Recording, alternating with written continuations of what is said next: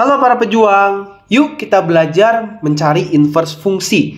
Jika Hx adalah 3x per 5x min 2 dengan x-nya tidak boleh 2 per 5, maka nilai H inverse x adalah, inverse itu adalah fungsi yang membalikan operasi fungsi asli. Jadi kalau kita punya fungsi aslinya f dalam kurung x, maka inverse-nya kita sebut sebagai f min 1 dalam kurung x.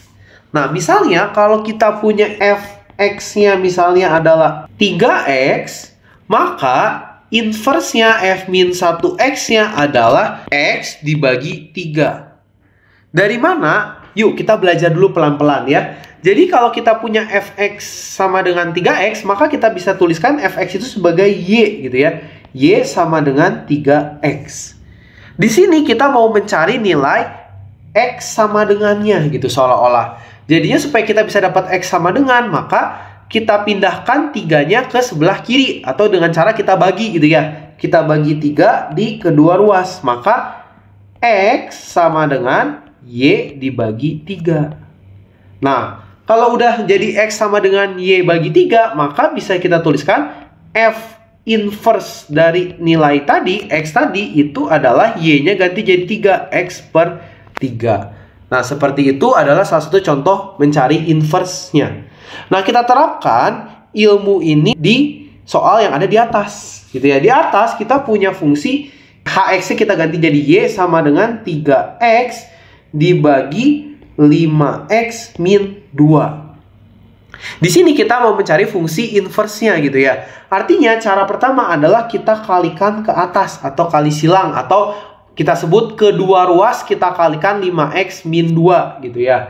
Jadinya y dikali 5x min 2 sama dengan 3x.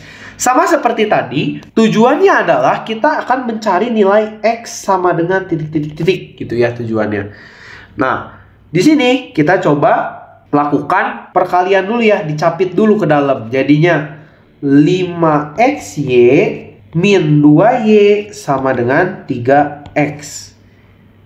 Ya. Di sini kita satukan yang ada nilai x-nya. Jadi 3x-nya kita pindahkan ke kiri, min 2y-nya kita pindahkan ke kanan supaya x dengan x di satu ruas gitu ya. Jadinya 5xy min 3x sama dengan negatif 2 pindah ke kanan jadi positif ya, 2y. Nah, gimana caranya coba supaya x-nya ini bisa kita jadikan x sama dengan?